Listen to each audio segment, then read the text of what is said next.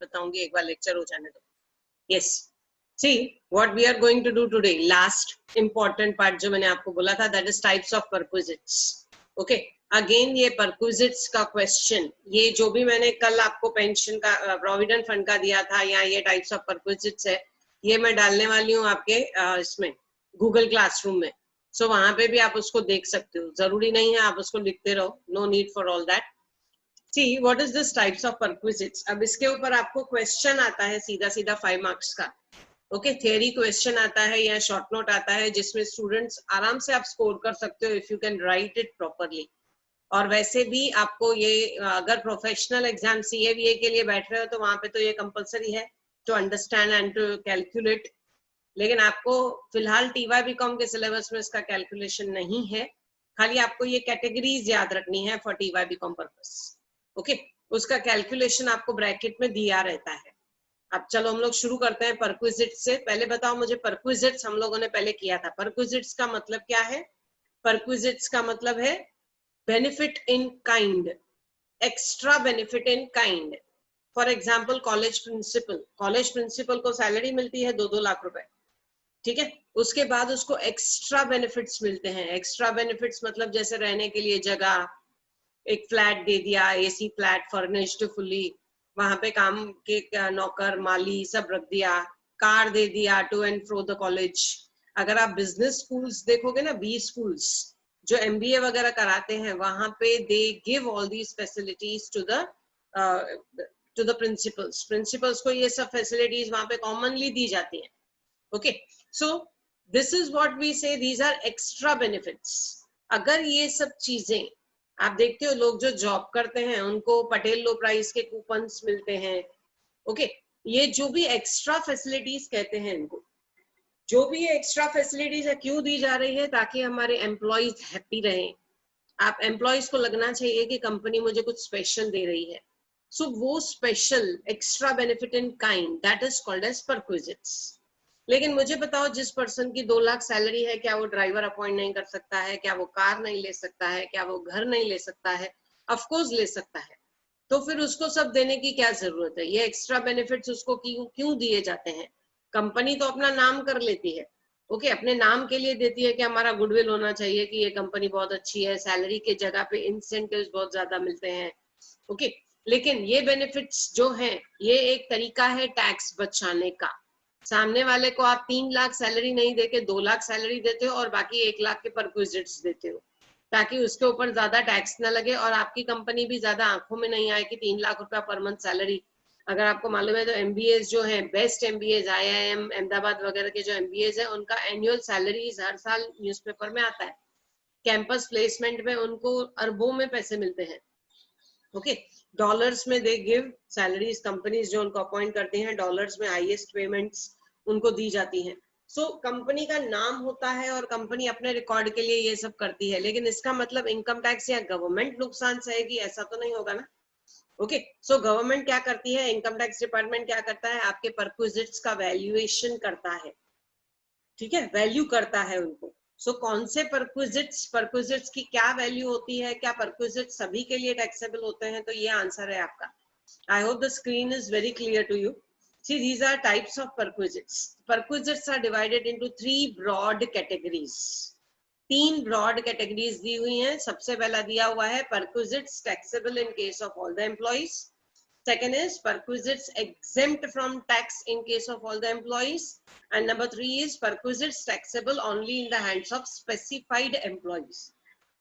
कुछ perquisites, कुछ benefits ऐसे होते हैं जो सबके लिए taxable हैं, कुछ perquisites ऐसे हैं जो किसी के लिए भी taxable नहीं है, और कुछ perquisites ऐसे हैं जो कुछ खास specified या special employees के लिए taxable है। अब वो कौन से परक्विजिट्स है, मैं ज्यादा लिस्ट आपको इतना, उसका तो एग्जॉस्टिव लिस्ट है, एग्जॉस्टिव लिस्ट में नहीं बताऊंगी, मैं उसको डालूंगी गूगल क्लासरूम पे, लेकिन आपको सिर्फ समझाने के लिए। देखो, let us start with first part.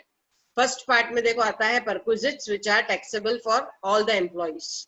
The following perquisites are chargeable to tax. Let me see, ये मूव कर रहा है।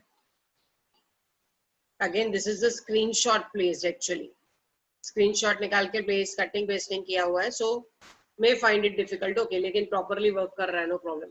So which are the perquisites which are taxable in case of all the employees? Following are the perquisites. Number one is value of rent free accommodation. अगर मैं rent free furnished house अपने employ को दे रही हूँ, मान लो मुझे quarter दिया गया रहने के लिए, रेंट फ्री क्वार्टर, सो वो परक्विजिट टैक्सेबल होगा, टैक्सेबल फॉर ऑल। आप ये क्वार्टर किस किस को दे सकते हो? देखो, या तो डायरेक्टर्स को दे सकते हो कि उनका आने जाने का टाइम वेस्ट ना हो, या तो फिर छोटे मोटे क्वार्टर्स आप वॉचमैन को देते हो। वॉचमैन क्यों? क्योंकि वो रात को उधर ही रहता है, आधी रात को उधर ही रहता है। प्यून्स, वॉचमैन, उनको आप चाहोगे छोटे छोटे क्वार्टर्स दे दोगे कि तुम अपना घर भी इधर ही बसाओ और पूरा ध्यान तुम रखो अपने इंस्टीट्यूट के गेट पे। आधी रात को भी उठ के तुमको गेट पे आना पड़े, जरूरत पड़े तो यू शुड बी देयर। आधी रात को तुमको कहीं जरूरत पड़े खाने पीने की तो आपका घर बाजू में होना चाहिए। सो ये क्वार्टर्स विद इन प्रीमाइस, आप ऑर्डिनेंस फैक्ट्री देखो, विद इन प्रीमाइस उनके क्वार्टर्स भी हैं, उनके स्कूल्स भी हैं, हॉस्पिटल्स भी हैं, everything they have given to the ordnance employees. Ordnance employees के लिए सब अरेंजमेंट किया हुआ है वहीं का वहीं अंदर। सो रेंट फ्री एकोमोडेशन या फिर कुछ कंसेशन दिया गया एकोमोडेशन में, मतलब बाहर अगर रेंट है सब जो 10,000 रुपए और हम इनसे 2,000 रुपए ले रहे हैं, that will be your concession. Next is amount paid in respect of any obligation. Amount paid by, कोई भी ऑब्लिगेशन हो आपका, कोई भी आपका पेमेंट, जैसे गैस, कुकिंग गैस का पेमेंट, माली का पेमेंट, ड्राइवर का पेमेंट आपको करना है लेकिन आपकी जगह पे कंपनी कर रही है। So all these are taxable in case of all the employees. मैं ज्यादा डिटेल में इसके नहीं जाऊंगी, फोर्थ फिफ्थ पॉइंट छोड़ो, ज्यादा दिमाग मत लगाना, because this is something still you are not supposed to calculate. Calculation आपको दिया रहेगा, खाली एक एक बार पॉइंट्स देखो, दो दो तीन तीन पॉइंट्स आपने एक एक कैटेगरी की अगर डिफाइन कर ली, ज्यादा याद आता है तो very good, well and good, 5 marks का आंसर रहेगा, प्रॉपरली 5 आउट ऑफ 5 आपको मिलेंगी। थोड़ा अगर आपने कम लिखा तो 4 तक तो मिल ही जाती है। परक्विजिट का मीनिंग लिखा, 3 कैटेगरीज लिखा, 3 कैटेगरीज का 4-4 5-5 पॉइंट लिखा तो 4 मार्क्स तो आराम से मिल जाती है, पूरा लिखा तो 5 मार्क्स मिल जाती है। सो ज्यादा हम लोग डिटेल में इसके नहीं जाएंगे क्योंकि तुम्हारा दिमाग घूमने लगेगा फिर, क्योंकि डिटेल में आपका सिलेबस भी नहीं है। ओके, सिलेबस में आपको ये ज्यादा डिटेल में करना भी नहीं है। So fourth and fifth point we can avoid, मतलब कुछ ऐसी चीजें हैं, ये जस्ट आपको बताने के लिए कि कुछ ऐसी चीजें हैं which are taxable for all. Okay, सबके लिए टैक्सेबल है। ओके, कुछ चीजें ऐसी हैं जो सबके लिए टैक्सेबल है, सभी एम्प्लॉइज के लिए, irrespective of their grade, irrespective of their salary. उसके बाद सेकेंड इज perquisites exempt. ये क्या आ रहा है? perquisites exempt from tax in all the cases. कुछ perquisites ऐसे हैं, कुछ एक्स्ट्रा बेनिफिट्स ऐसे हैं जो आप किसी को भी दो, प्यून को दो या डायरेक्टर को दो, वॉचमैन को दो या डायरेक्टर को दो, सबके लिए टैक्स फ्री है। सो वो कौन से perquisites हैं जो टैक्स फ्री हैं? देखो, सबसे पहले telephone provided by the employer to an employee at his residence. Now why that telephone is free? Common sense की बात है, टेलीफोन का चार्जेस ज्यादा नहीं रहेगा। ओके, और नॉर्मली टेलीफोन फैसिलिटीज प्रोवाइड की जाती है for the immediate talk, for the immediate contact. Emergency में कोई भी जरूरत है तो आपने सामने वाले को, वॉचमैन को बोला मोबाइल ले ले, वो बोलेगा भाई मेरे पास एंड्रॉइड मोबाइल लेने का पैसा नहीं है, तो आपने उसको मोबाइल लेके दिया, उसने बोला मुझे बिल पे करने का पैसा नहीं है, आपने उसको बोला कोई भी इमरजेंसी है तो मुझे व्हाट्सएप कर दे, मुझे कॉल कर दे। ओके, या कॉलेज का कुछ भी रहेगा, मान लो हमने वॉचमैन अपॉइंट किया कॉलेज में, तो कॉलेज का कोई भी एक्टिविटी है तो तुम अपना एक्टिविटी का फोटो निकालो, गूगल पे डालो, इंस्टाग्राम पे डालो। मान लो हमने उसको सब काम दे दिया, वो बोलेगा मेरे पास इंटरनेट का पैसा नहीं है, ठीक है हम आपको रिफिल करवा के देते हैं। रिलायंस वगैरह में अगर आप जॉब करोगे ना तो आपको रिफिल के भी पैसे मिलेंगे, 400-500 रुपए। बहुत सारी कंपनीज ऐसी हैं जो आपको रिफिल करके देती हैं, बहुत सारी कंपनीज है जो आपको बोलती हैं रिफिल करके बिल दो और हम आपको उसका पेमेंट करेंगे। ओके, ये पहले की बातें हैं, आजकल तो 400-500 मिनिमम नॉर्मल अमाउंट है बस। पहले होता था लोग ज्यादा क्लेम करते थे और कम रिचार्ज करवाते थे। So this is what telephone, it is free for all, एक नेसेसिटी बन चुका है ये इसके लिए। उसके बाद second is goods sold by employer to his employees at the concessional rates. कोई भी बड़ी बड़ी कंपनीज में आपने देखा है गोदरेज वगैरह के प्रोडक्ट्स लोग घर पे लेके आते हैं, एसीज वगैरह जो भी परचेज करनी है, दे purchase from their company at a very concessional rate. बाहर वो रेफ्रिजरेटर 18-19 हजार की, कंपनी उनको 3-4 हजार में देती है। Okay, AC, I have seen AC के केसेस 2-3 हजार में एसी बेची गई, रादर देन एक्चुअली जो उसका कॉस्ट था 30-40 हजार। क्योंकि कंपनी, आपको मालूम है जब बाहर चीज निकलती है तो उसका 5 टाइम्स तो उसका इनकम, उसका रेट बढ़ जाता है। सो अगर कुछ कंसेशनल रेट्स पे कंपनीज दे रही हैं तो that is tax free. Minimum चीजें हैं, कंपनी का ही प्रोडक्ट है, कंपनी अपने एम्प्लॉय को दे रही है, नथिंग रॉन्ग। उसके बाद ट्रांसपोर्ट फैसिलिटी या तो फ्री ऑफ चार्ज या तो कंसेशनल रेट। आपको मालूम है स्कूल के बसेस टीचर्स को लेने आते हैं, that is free of charge, free perquisite. या मान लो कंसेशनल रेट पे हम लोग उनको दे रहे हैं कोई भी फैसिलिटी, फ्री ऑफ चार्ज है। तो उसके बाद आगे दूसरी चीजें हैं जो जस्ट आप एक बार देख लेना, it's not too important to go for it. खाली एक इम्पोर्टेंट बात मैं तुम लोग को जस्ट एक ये बताऊं, इसमें पॉइंट है या नहीं है, convenience, any other benefit, guest house, credit card, motor car. Okay, दिख नहीं रहा है मुझे वो पॉइंट, लेकिन ठीक है, चलो बताने के लिए तुम लोग को इम्पोर्टेंट पॉइंट बताने के लिए। देखो बहुत बड़ी बड़ी कंपनीज, आप फार्मास्यूटिकल कंपनी में अगर आपका कोई फाइजर वगैरह कंपनी में अगर कोई जॉब करता है तो आपको ये बात मालूम होगी कि उनको जो खाना मिलता है, ओके, खाना मिलता है, लंच अलाउंस जिसको आप बोलते हो, लंच अलाउंस रिलायंस कंपनी में 4 रुपीज में, रिलायंस कंपनी में 4 रुपीज में, 2 रुपीज में पूरी पूरी थाली मिलती है। Why they charge 2 rupees? Free में भी दे सकते हैं, क्योंकि फ्री फूड दिया तो that will be taxable as a perquisite. Okay, and अगर आपने उसका सब्सिडाइज्ड लंच दिया, इसको हम लोग वर्ड बोलते हैं सब्सिडाइज्ड। सब्सिडाइज्ड मतलब सस्ता करके डिस्काउंट रेट पे आपने सब्सिडाइज्ड लंच दिया तो दैट बिकम्स टैक्स फ्री। सो इसके लिए वो लोग 2 रुपया 4 रुपया थाली का चार्जेस लेते हैं, 1 रुपए में चाय देते हैं, जस्ट एक सब्सिडाइज्ड रेट करके दिखाते हैं, एक टोकन जैसे दे दिया हमने, बस वैसा। So this is something we say that is the difference between your A category and B category. A category employees सबके लिए taxable हो, B category सबके लिए tax free हो। अगर मुझे taxable रखना है तो मुझे क्या करना पड़ेगा, लंच फ्री देना पड़ेगा, और अगर मुझे टैक्स फ्री करना है तो मुझे सब्सिडाइज्ड रेट पे लंच देना पड़ेगा। 1-1 रुपया टोकन का दो, 2-2 रुपया टोकन का दो, and you can use this facility. Okay, उसके बाद थर्ड आता है, सी आता है, perquisites taxable only in the hands of specified employees. अब ये स्पेसिफाइड या स्पेशल एम्प्लॉइज कौन होते हैं? ओके, स्पेसिफाइड एम्प्लॉइज कौन होते हैं, उसके नीचे 3 क्राइटेरिया लिखे हुए हैं। Specified employees are director employees, an employee who has substantial interest in the company, employee drawing in excess of rupees 50,000। Okay, देखो जैसे कंपनी का हॉलीडे होम है, फॉर एग्जांपल हॉलीडे होम है कंपनी का किसी ऐसी जगह पे, ऊपर आप देखोगे guest house holiday home facility 19th point लिखी हुई है, लेकिन guest house holiday home facility भी एक लिमिट तक। मान लो मेरा एक बहुत, आप जैसे एक अच्छा खासा हिल स्टेशन का नाम ले लो जहाँ पे बहुत ज्यादा costly, let us take example of Mahabaleshwar, Ooty, Panchgani, जहाँ पे बहुत ज्यादा कॉस्टली हॉलीडे होम है। ओके, हॉलीडे के लिए अगर हम वहां जाएंगे तो कम से कम 50,000 रुपए मुझे 3 दिन का रेंट पे करना पड़ेगा, लेकिन मेरी कंपनी का वहां पे क्वार्टर है या वहां पे फार्म हाउस है, और वो कंपनी फार्म हाउस एम्प्लॉइज को दे रही है रहने के लिए।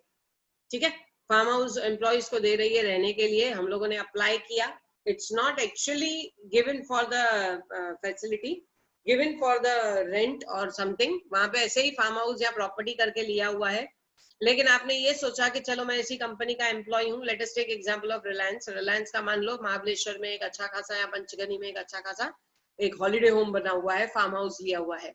सो मैंने सोचा चलो पंचगनी घूमने जाना है फैमिली के साथ, एक 8 दिन के लिए, 6 दिन के लिए या 1 हफ्ते के लिए, तो मैं क्यों बाहर पैसा पे करूं। तो मैंने रिलायंस कंपनी को बोला यार हम लोग का फार्म हाउस पड़ा है, एक एप्लीकेशन लिख के दिया, can you give me that farm house for staying, बाकी मुझे कुछ नहीं चाहिए। तो उन लोगों ने बोला नहीं, स्टे भी करो, वहां पे कुक भी है, वो आपको खाना भी दे देगा, हमारी कार भी पड़ी हुई है वहां पे, आप उसका ड्राइवर यूज कर सकते हो। ओके, ऑल दैट थिंग्स उन्होंने मुझे सब फैसिलिटीज दिया। ये सब फैसिलिटीज टैक्सेबल होती हैं इन case of third point. Okay, in case of third point में आपको देखना है ये फैसिलिटी किसको मिली है, डायरेक्टर को मिली है, तो डायरेक्टर के लिए ये टैक्सेबल होगी, क्योंकि डायरेक्टर अगर घूमने जा रहा है, इतनी सैलरी है उसके पास, अगर वो घूमने जा रहा है हॉलीडे होम के लिए तो he can pay for it. मान लो 50,000 रुपए रेंट 1 हफ्ते का, डायरेक्टर के लिए कौन सी बड़ी बात है, 2-2, 3-3 लाख रुपए सैलरी मिलती है उनको। ओके, सो उसके लिए कोई बड़ी बात नहीं है, he is a specified employee. Second specified employee या स्पेशल एम्प्लॉय जिसको आप बोलो, that is having substantial interest in the company। having substantial interest मतलब for example your agents या the suppliers who are dealing in the company, आपके debtors, आपके creditors, जिनका company में खास इंटरेस्ट है, कंपनी में से वो लोग प्रॉफिट कमाएंगे, आपके सिस्टर कंसर्न के सप्लायर्स, उनको मालूम है कि कंपनी के जो भी डील्स हैं वो सब हमको मिलेंगे। ओके अभी जैसे बहुत सारी कंपनीज में ये इशू हुआ, बहुत सारे कॉलेजेस में ये इशू हुआ, मैं नाम नहीं लूंगी उन कॉलेजेस का, लेकिन बहुत सारे कॉलेजेस में ये बात हुई कि अचानक से ये जो भी डिजिटल, हम लोग डिजिटल प्लेटफॉर्म पे आ गए तो टीचर्स ने लैपटॉप डिमांड किया, बहुत सारे क्लासेस पे ऐसा हुआ, लैपटॉप्स डिमांड किया कि 30-35 हजार के लैपटॉप्स हम नहीं परचेज करेंगे, आप हमको दो, अगर आपको चाहिए कि हम लेक्चर्स लें तो कॉलेज हैज टू पे। ओके और तो फिर वो आईटी के 50-50 लैपटॉप्स का ऑर्डर गया, किसको ऑर्डर गया, आईटी के जो हेड थे उनको ये काम दिया गया, उस आईटी के हेड ने 2-4 लोगों को मिलाया, अपने साले को बोला तू लेके आ ऑर्डर्स एंड यू सप्लाई अस, और उसमें से हर एक लैपटॉप में से तू 3-4 हजार रुपए कमा। ऐसा बहुत कॉमनली हुआ है, कॉमनली हुआ है, अपने सालों को, अपने भाइयों को, अपने मामाओं को, अपने रिलेटिव्स को, उन लोगों ने बड़े बड़े रैकेट्स कैसे चलते हैं, और पे करने वाला कौन, मैनेजमेंट, मैनेजमेंट को पता ही नहीं है कि ऐसा भी कुछ हो रहा है। So this is something we say, these are persons having substantial interest in the company. उनका कंपनी में इंटरेस्ट है, क्योंकि जब भी कंपनी को जिस भी चीज की जरूरत पड़ी, अभी जैसे थर्मोमीटर्स का बीच में बहुत आया था कि इंस्टीट्यूशंस में थर्मोमीटर चाहिए when you enter into that institute. अभी तो थोड़ा कोरोना का इफेक्ट कम है, लेकिन फिलहाल यू कैन नॉट से कि नहीं है, अभी भी है। सो वो थर्मोमीटर का अभी भी पॉइंट्स चल रहा है कि लोगों को वो थर्मोस्टेट करके जो भी आ रहे थे टेम्परेचर कैलकुलेट करने के लिए इंस्ट्रूमेंट्स, वो इंस्ट्रूमेंट्स लोगों ने अपना ऑर्डर किया, और वो ऑर्डर किसको किया, अपने भाई बंधुओं को, अपने रिलेटिव्स को, वो लोगों ने परचेज करके बीच में कमीशन कमाया। So they are having substantial interest in the company. Okay so ऐसे एम्प्लॉइज जिनका सब्सटेंशियल इंटरेस्ट हो कंपनी में, जैसे सेक्रेटरी है, सेक्रेटरी का इंटरेस्ट है कंपनी में, क्योंकि उसको सैलरी भी मिलती है, कमीशन भी मिलता है, कंपनी कितना काम कर रही है, सेल्स कितना हो रहा है, मान लो कंपनी उसको कमीशन दे रही है, तो he will be called as a person of substantial interest. कोई डेटर है, कोई क्रेडिटर है जो अपना कंपनी में जॉब भी करता है और बाहर कंपनी को सप्लाई का काम भी करता है। Okay these are substantial interest employees, तो इनके लिए परक्विजिट्स टैक्सेबल होते हैं, जो दूसरों के लिए टैक्स फ्री रहेंगे इनके लिए टैक्सेबल होते हैं। उसके बाद थर्ड आता है employees drawing in excess of ₹50,000, 50,000 रुपया एक साल का जो ज्यादा कंपनी में से, 50,000 से ज्यादा जो कंपनी में से निकालते हैं।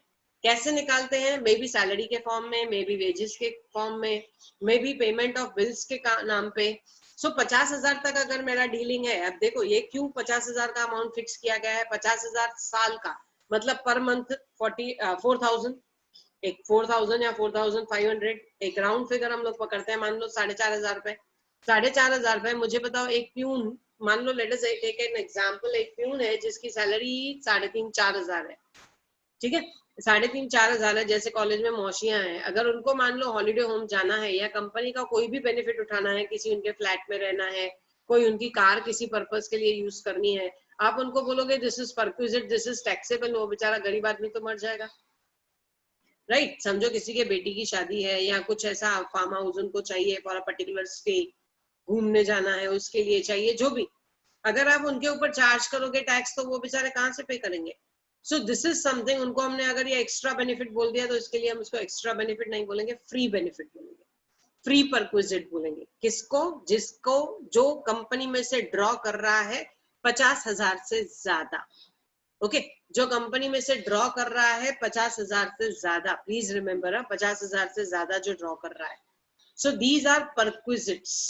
This is about perquisites. We say perquisites which are taxable for all, perquisites which are taxable for employees, which are not taxable for anyone, and perquisites which are taxable in the hands of specified employees. So ये एक important part था, ये तुम लोगों को लिखने की भी जरूरत नहीं है, मैं इसको Google Classroom में डाल देती हूँ। उसके बाद हम लोग नेक्स्ट कुछ छोटी छोटी चीजें हैं जो मैं तुम लोग को बताऊंगी। We'll continue with whiteboard now. Yes इसके बाद कौन सी चीजें आती हैं, देखो इसके बाद आता है वॉलंटरी रिटायरमेंट स्कीम, वीआरएस जिसको आप बोलते हो, वॉलंटरी रिटायरमेंट। 20 साल के बाद कंपनीज में से, गवर्नमेंट में से आप वॉलंटरी रिटायरमेंट ले सकते हो। तो वॉलंटरी रिटायरमेंट में आपको जो भी पैसा मिला, अगर समझो प्रॉब्लम में दिया हुआ है, वॉलंटरी रिटायरमेंट में आपको जो भी पैसा मिला that is exempt up to ₹5 lakh or actual amount received whichever is less. So maximum 5 lakh rupees तक का voluntary retirement amount will be tax free. ये याद रखना, वॉलंटरी हो या फिर कंपनी ने मुझे निकाल दिया हो। मान लो कुछ कंपनी में गलत हुआ और कंपनी मुझे निकाल रही है, जैसे अभी पेंडेमिक में बहुत सारे लोगों को कंपनी ने निकाल दिया, इसको हम लोग बोलते हैं, अगर कंपनी ने निकाल दिया तो इसको हम लोग बोलते हैं नेक्स्ट, इसको हम लोग बोलते हैं रिट्रेंचमेंट। और रिट्रेंचमेंट कंपनीज ऐसे ही नहीं कर सकती है, they have to give you compensation. अगर आपकी कंपनी में यूनियन है और आप यूनियन के मेंबर हो तो कंपनी आपको डायरेक्टली नहीं निकाल सकती है। सो what they will do is they will give you retrenchment compensation. आपको कंपनी बोलेगी कि जॉब छोड़ो, हम आपको इतना पैसा दे रहे हैं। ओके, सो रिट्रेंचमेंट कॉम्पेंसेशन अगेन, अगर मान लो प्रॉब्लम में दिया हुआ है रिट्रेंचमेंट कॉम्पेंसेशन, तो उसका डिडक्शन भी है ₹5 लाख या फिर actual amount received, whichever is less. Okay, VRS हो या retrenchment compensation हो, it is taxable, it is exempt under section 10 and amount is ₹5 lakhs या फिर actual amount received whichever is less. चलो ये हो गई न्यू बातें, इसके साथ हमारी मेन पॉइंट्स खत्म होती हैं। अब कल से हम लोग प्रॉब्लम करेंगे, लेकिन उससे पहले कल मैंने तुम लोगों को लीव सैलरी का डिडक्शन बताया था। Let me see that excel file खुली हुई है क्या।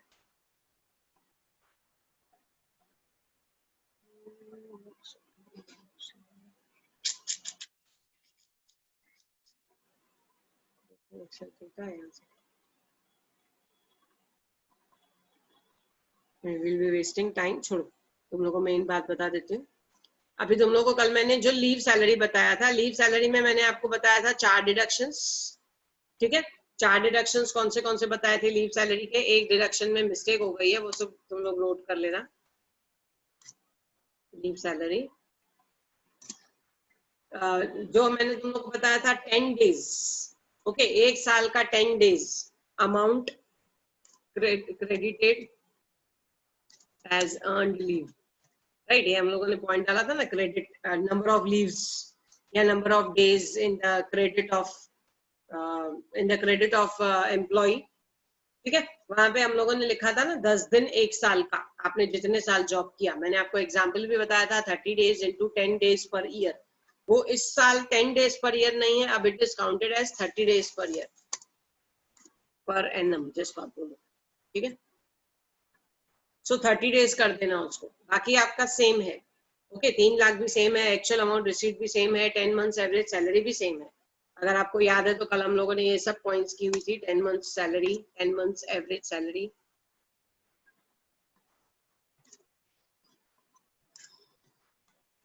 उसके बाद थर्ड पॉइंट हमने की थी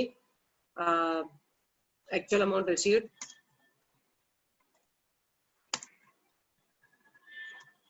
एंड उसके बाद 3 लाख रुपए जो गवर्नमेंट अमाउंट स्पेसिफाइड है, whichever is less, that is your deduction of leave salary. leave salary कौन से इसमें आता है, under section 1010 AA।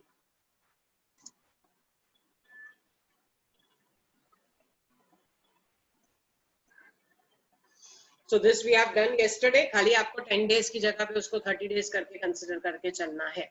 Okay, amount credited as earned leave every year for each completed year of service, वहां पे आगे लिखा हुआ था for each completed year of service, bracket में हमने डाला था at the rate of ₹10 per annum. So 10 per annum नहीं है, वो अभी 30 पर एनम है, 30 डेज पर एनम। उसके बाद second is your 10 months average salary, third is your actual amount and fourth is your 3 lakh. बाकी कुछ भी चेंज नहीं है उसमें। चलो, ये तो हो गई आपके सिलेबस की बातें। इसमें कुछ डाउट है क्या आज के ओवरऑल लेक्चर में, परक्विजिट्स में, वीआरएस में, रिट्रेंचमेंट में या लीव सैलरी में? कुछ डाउट है तो पूछ लो, क्योंकि नेक्स्ट लेक्चर से हम लोग जब प्रॉब्लम्स चालू करेंगे, प्रॉब्लम्स के कटिंग्स में आज आपको भेजती हूँ। Basically I am waiting for the books, current books अगर हमको मिल जाते हैं तो हमको चेंजेस करने की जरूरत नहीं पड़ेगी, हम लोग डायरेक्टली काम करेंगे। सो वो करंट बुक्स अभी आज भी मुझे ई लेक्चर का खाली बुक मिला है ना पूरे का, but still I am waiting, मिल जाएगा कुछ ना कुछ and we'll do, no problem. तो वो मैं प्रॉब्लम्स तुम लोगों के साथ शेयर करूंगी। यस, कोमल ने हाथ ऊपर किया है। हाँ कोमल, अनम्यूट करो। रिचमेंट सैलरी का बोला, किसमें सैलरी का बोला? कोमल अनम्यूट करो ना।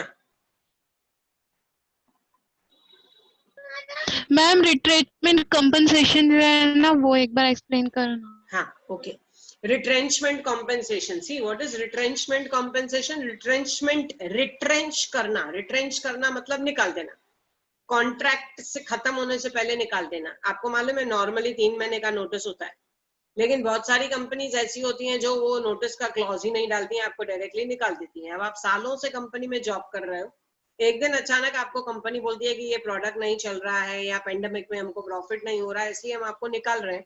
सो they can not remove you like this. हड़ताल हो जाएगी, स्ट्राइक हो जाएगी, यूनियन खड़ी हो जाएगी। So what they do is they ask you that we are very sorry, we can not pay you the salary, इसके लिए हम आपको निकाल रहे हैं, लेकिन हम आपको उसके साथ में कॉम्पेंसेशन दे रहे हैं। उस कॉम्पेंसेशन को हम लोग बोलते हैं रिट्रेंचमेंट कॉम्पेंसेशन। अगर मान लो मुझे रिट्रेंचमेंट कॉम्पेंसेशन 10 लाख रुपए मिला, तो उस 10 लाख में से 5 लाख एग्जेम्प्ट होंगे अंडर सेक्शन 10 और बाकी 5 लाख के ऊपर मुझे टैक्स पे करनी पड़ेगी। ठीक है, देखो एट अ टाइम पैसा मिला ना तो उसका टैक्स भी एट अ टाइम जाता है। अगर मैं अपने अपने बारे में तुम लोग को बताऊं, 2016 से मेरे प्रमोशन के जो पैसे हैं वो मुझे अभी तक नहीं मिले हैं, और हर महीने मैं कैलकुलेट करती जाती हूँ तो हर महीने उसमें 30 से 40 हजार, मतलब एक राउंड फिगर आप पकड़ोगे ना तो आज तक का 15 लाख रुपया हो चुका है। वो आज तक का 15 लाख, क्योंकि 4 साल बीत चुके हैं। 15 लाख रुपए ये नेक्स्ट ईयर तक जाएगा, मे बी 20 लाख हो जाएगा, और पीछे जाएगा पीछे जाएगा पीछे जाएगा, ये इनकम बढ़ती जाएगी। मैं खुश होंगी कि इतना पैसा मुझे मिलेगा, पर उसमें से इतना टैक्स भी कट हो जाएगा। सो रिट्रेंचमेंट कॉम्पेंसेशन जो लोगों को मिलता था उसमें से पूरे पे टैक्स नहीं, 5 लाख रुपया माइनस करके बाकी के ऊपर tax. Okay, that is the provision given. Okay, any other doubt? नहीं, ठीक है। अब मैं तुम लोगों को कुछ इंपॉर्टेंट बता रही हूँ। देखो, मेंटोर मेंटी ये मेरे एनएसएस वॉलंटियर्स के लिए भी है और ये मेंटोर मेंटीज के लिए भी है। हम लोग तो मीटिंग रखने वाले हैं उसकी, लेकिन मीटिंग में मे बी अब मैं अपने बच्चों को बताऊंगी, व्हाट अबाउट अदर्स? तो तुम लोग भी तो मेरे ही बच्चे हो, ठीक है। सो मैंने ये सोचा कि मैं तुम लोग सबके साथ शेयर करती हूँ। I don't know how many of you are knowing Google Drive. My dear students, mobile के नाम पे हम गूगल ड्राइव जानते हैं, हम अपने फोटोज वहां पे सेव करके रखते हैं, ठीक है। एक काम करो, आपके जो भी आपने इस दौरान एक्टिविटीज की हैं या सर्टिफिकेट्स जमा किए हैं, वो सब आप यहाँ, आपके स्कूल कॉलेज के सर्टिफिकेट्स हैं। मुझे कल एक एसवाई की स्टूडेंट ने कॉल करके बोला, मैडम मुझे सीएस का एडमिशन लेना है, उसके लिए मुझे मेरा बोर्ड सर्टिफिकेट चाहिए, मेरा बोर्ड सर्टिफिकेट गांव में पड़ा है, अब मैं वो कहाँ से लाऊं? उसका पिक वगैरह भी लाने का पॉसिबल नहीं है, तो मुझे कॉलेज में से मिलेगा क्या?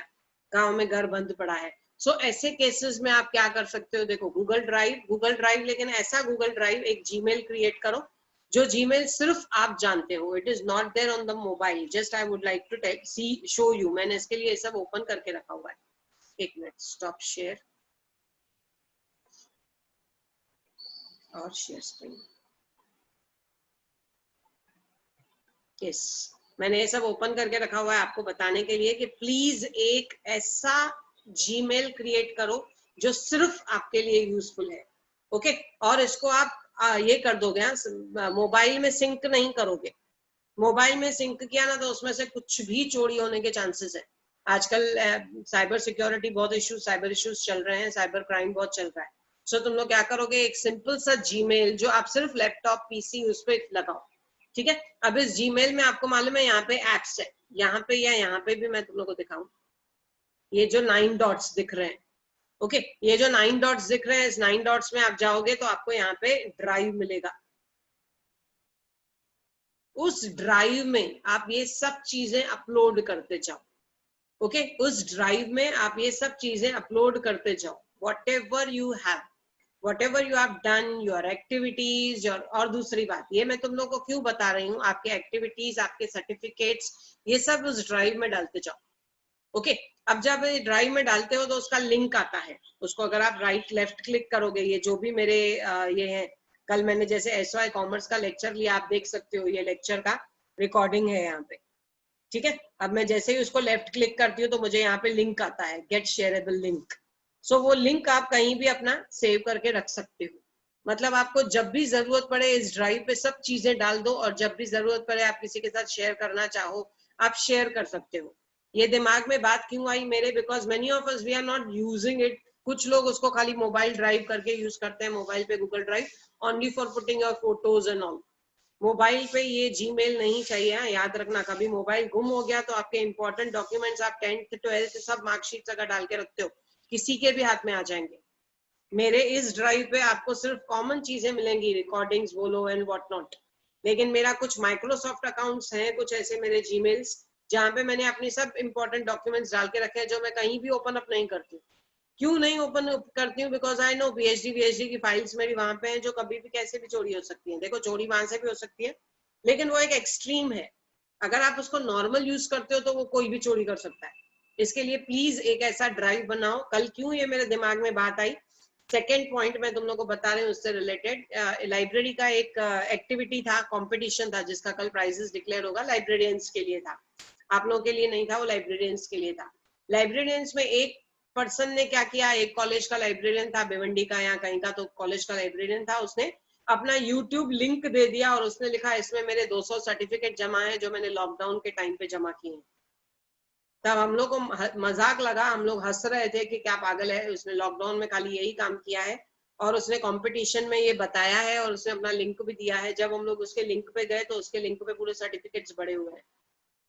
तो ये सेकंड ऑप्शन है आपके पास, यूट्यूब। अगर यहाँ पे आप देखोगे तो यहाँ पे यूट्यूब का ऑप्शन है।